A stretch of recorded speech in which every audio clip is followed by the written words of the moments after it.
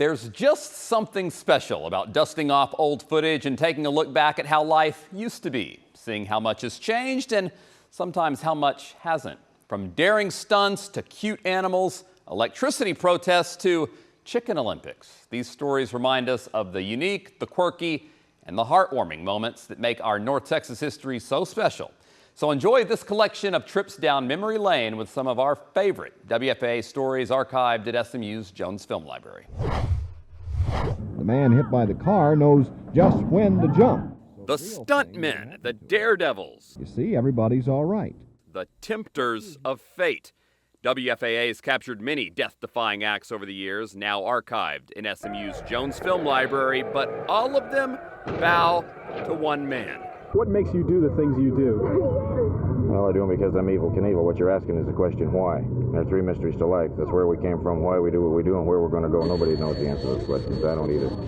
50 years ago, in 1974, Evel Knievel arrived in North Texas just months before his infamous Snake River Canyon jump. He came to hype that jump and also give us a little warm-up. About like 30,000 people in North Richland Hills, Texas, to watch Evel Knievel go after his longest leap yet. Howard Cosell, Don Meredith, and ABC's Wide World of Sports gathered at the Green Valley Racetrack. 11 Mack trucks to be jumped over.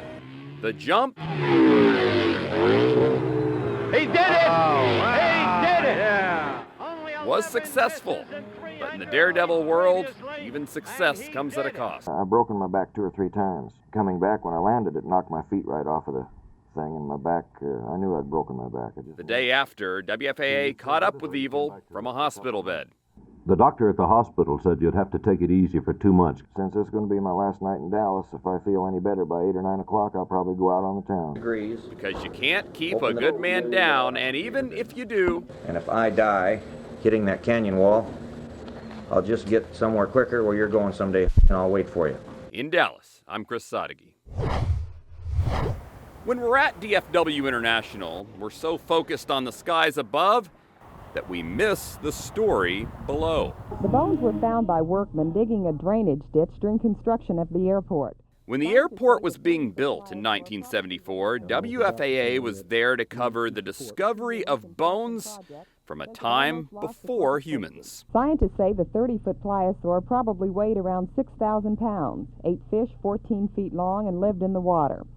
That's right. The land where DFW sits now was under the deep blue sea. He says it will help pinpoint the prehistoric shoreline of a sea that cut the United States into 2 parts 70 million years ago.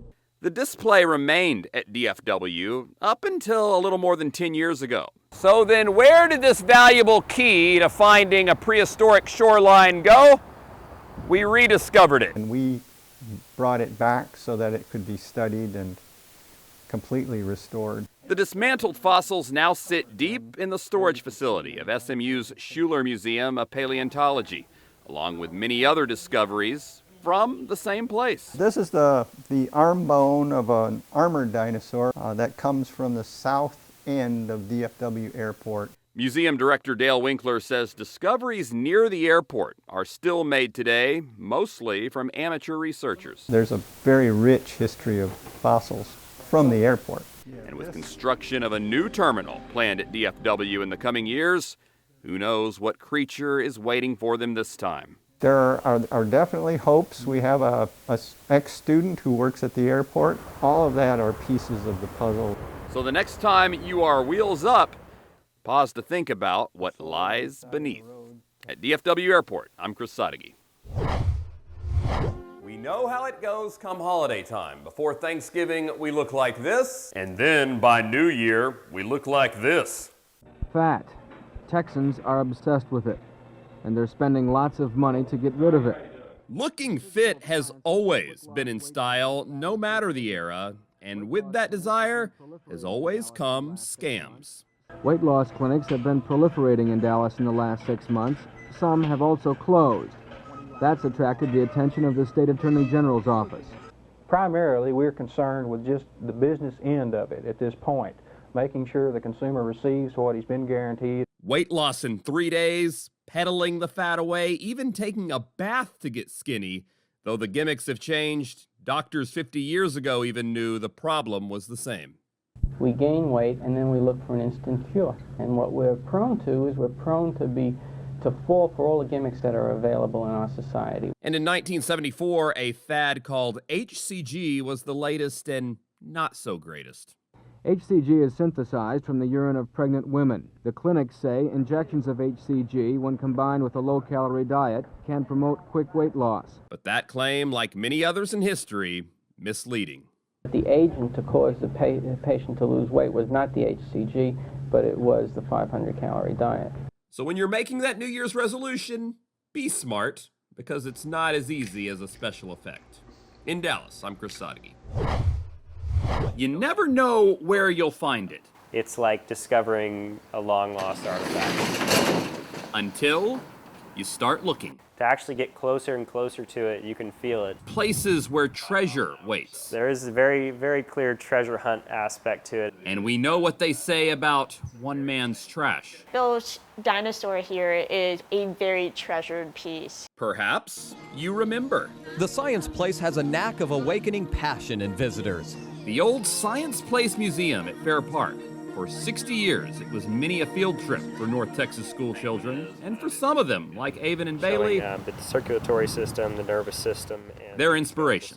Became engineers, they became scientists. It had a very lasting impact. And though it closed in 2006, so we found these in an antique shop. The search is on to find it. Google searches, I'll use newspaper articles. We would go through the former employees. It was just a game of trying to hunt them down. An experimental aircraft here, a mechanical dinosaur there. When we do actually go out and find things and talk to people and interview people, it's a pretty incredible experience. Avon, Bailey, and friends started the Science Place Foundation, a nonprofit to rediscover the museum's history, and they hope one day to display those treasured exhibits again somewhere right back here at Fair Park. We would love to have a reunion, like all the people, all the kids that are now adults who want to say thank you. To see it there again would make it come full circle, to be experienced by a new generation of people. Discovering the past to inspire the future. In Dallas, I'm Chris Sadeghi. Looking back at the Science Place Museum brings a sense of nostalgia and is a reminder of how small ideas can inspire generations of curious minds, how preserving the past can ignite the future. And speaking of looking back, here's another story from our archives that takes us back to 1975 when the once small town of Little Elm pulled the plug, literally, as a protest against rising energy costs. They decided to turn off their power for a full day to make a statement. Here's a look back at when they stood together to shine a light on an issue without the light bulbs. As the temperatures rise, so too do the energy bills. Well, I mean, there's basically two ways to try to save on your bill, and one of them is price. But then there's the second way. The only other way is to kind of reduce the usage. So it really depends on how much kind of pain and suffering people want to go through. So how much pain can we go through? In 1970, there were 363 people living in Little Elm, Texas. And they were just like us. And many of them are upset with the price of electricity. So, what do we do when the price of anything else gets too high? Throughout the town this afternoon, electricity was shut off in a 24-hour demonstration of unhappiness. The 24-hour blackout covers just about everything from security lights to electric blankets. Because there's more than one way to light things up. For light, many residents resorted to candles, which were passed out freely throughout the day. But the truth is, they really were powerless. Most of the residents of Little Elm admit the blackout will probably do nothing to lower the price of electricity. Did it hit the utilities pocketbook enough? Probably not. It is interesting to think about. Could we even organize, even in a small town, something about asking people to shut off their electricity for the day? Because that town of 300 is a town of 55,000 today. And unplug as we may, the real savings comes from the one thing that's hardest to live without. Their AC bill is easily more than half their bill. That's what makes a difference, but it's also the uncomfortable thing. The lights and the plug-in appliances might save you a few bucks tops. So unless that's worth it to you, you can turn on the lights and blow out the candle. In Dallas, I'm Chris Sadeghi. The Dallas Mavericks select Jason Kidd. We remember well the day we met. Fans are getting an up-close view of their point guard of the future. A new kid in town, brimming with confidence. I feel that's why Dallas picked me so high. Still a little nervous for that first date. I probably won't be able to get too much sleep tonight, but at the same time, once the ball goes up, then I think the butterflies will disappear. But from the very start, he dazzled us with his moves, captured us with his charm, and even serenaded us with his songs. The autobiographical single is entitled What the Kid Did. Don't sweat it, everything's gonna be alright. Who would have thought just 3 years later, I had a lot of good times here. we'd break up? Unfortunately, it has to end. We saw what Phoenix was sending back to us. We thought it improved the quality of the franchise. It wasn't goodbye. Just see you later. It's been the most amazing, interesting trade we've ever done. Because a decade later, even though he changed his number, we got back in touch. I'm just really excited to be back for the second opportunity. And this time, And you got to give Jason Kidd some love too. he got us that ring. This is his second time here. Yeah. I mean, he was here before. But once again, he'd leave. Once again, he'd return 10 years later. To be drafted, to win Rookie of the Year, to win a championship, and then to come back to be the head coach, what a dream come true. What an incredible journey. Because by now we know we just can't quit you. In Dallas, I'm Chris Sadeghi. Kids coming up now don't even know anything about the 19th of June. Just 3 years ago, it became a federal holiday.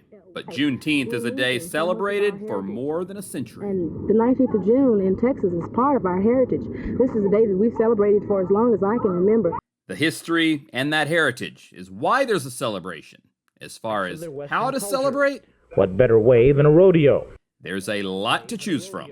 A rodeo complete with more than 200 black cowboys, fully garbed of course. The thousands of Dallas residents expected to attend the rodeo will be reminded of the contributions of blacks in winning America's freedom and taming the Wild West. A 1976 rodeo in Dallas, or perhaps Across the Trinity in Fort Worth, the Juneteenth celebrations are a bit more subdued, where the theme is reclaiming our past to enhance our future. vintage WFAA stories in SMU's Jones Film Library captured many different Juneteenth celebrations, including the one that tops them all. Today we're at Comanche Crossing. Here a celebration has been held for 107 years. 107 years in 1972 has now grown to 159 years in 2024. The annual celebration in Mejia, Texas at Comanche Crossing, the most decorated Juneteenth celebration in the country. As many as 20,000 people would have converged on this site. Cars from such exotic places as Wyoming and California. Coming from across the country, not just for the party, but for the past. My grandmother was a slave. It makes a whole lot to me to think about Comanche Crossing. On a day to think a lot, celebrate a lot, a day that means a lot. In Dallas, I'm Chris Sadeghi.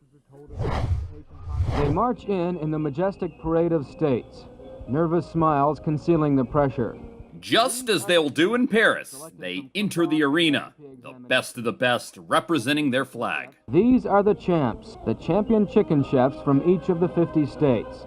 Now hold on, you may roll your eyes at the idea of chicken cooking as Olympic competition, but mastering it is gold medal talent. There's zippy chicken, primitive chicken, orange banana chicken, funky chicken, and chicken tutti frutti. And if you think it's too boring to be an Olympic sport, just check out the drama from the 1975 National Championship Cook-Off. She sweeps to the judges' room, chicken 3-bean salad held in her trembling hand. In this exclusive film, the first ever shot of the judging room, the tension is noticeable. Controversial Olympic judging? Oh, this will fit right in. The sniff, the pick, a nervous drop of the fork, and finally the crucial taste. 49 chickens later, the judges will emerge with the winning recipe. Chicken Olympics, something to ponder along with the other timeless chicken questions. Answer number 1, to get to the other side. Answer number 2, the egg.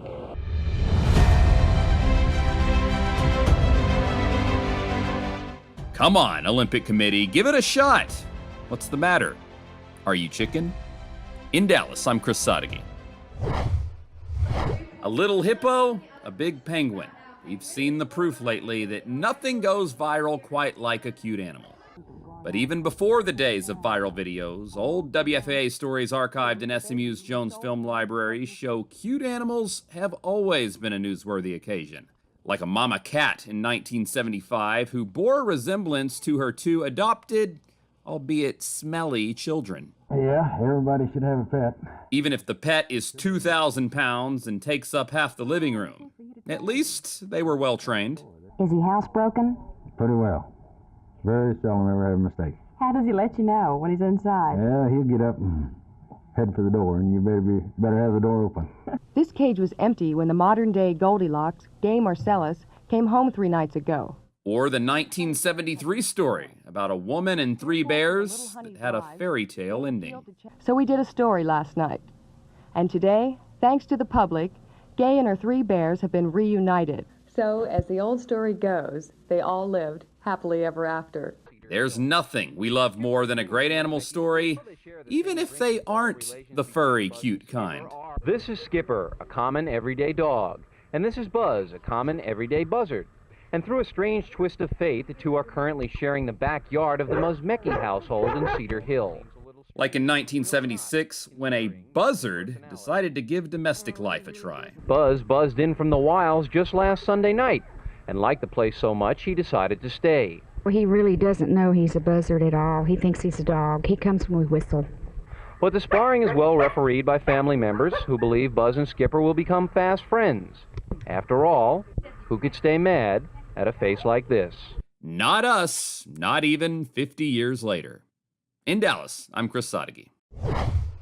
At a place with a lot of old attractions, there's a new collection. See the windows?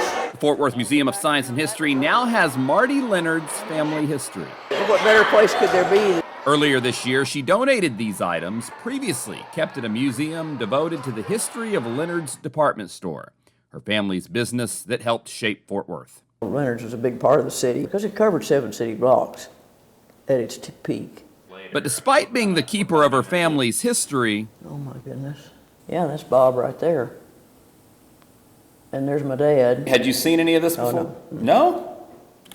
No, I had not. WFAA Film kept at SMU's Jones Film Library shows the creation of the M&O subway owned by Marty's father, Marvin, and his brother, Obie, M and O. From the digging of the tunnel downtown to the inaugural ride. The old M&O subway here at Leonard's. And its place in Cowtown's culture for decades. People loved it because they could park free, ride the subway was always free, and then come into the store and go wherever they wanted to go. The only privately owned subway in the country delivered riders from Panther Island right into Leonard's basement. A clever way to bring in customers, but also a mass transit system into downtown that lasted until 2002. Long after Leonard's was sold and ultimately demolished. Very few remember Leonard's itself, but a lot of people do remember riding the subway. Today, you can still find a few remnants of Leonard's in downtown Fort Worth, including this marker that sits across from the courthouse where the old storefront used to be, and here at 300 Throckmorton, where a refurbished rail car sits 40 feet above where a closed section of the old tunnel still remains underneath. It's been a long time ago, but of course it's favorite among our family memories. Some memories preserved, some memories buried. In Fort Worth, I'm Chris Sadeghi. These old stories are a reminder and a reflection on the past, laughing to learn and to appreciate how much we've grown and the moments that made our community what it is. So we hope you enjoyed this journey through some of the treasures from deep in our archives. Thank you for watching.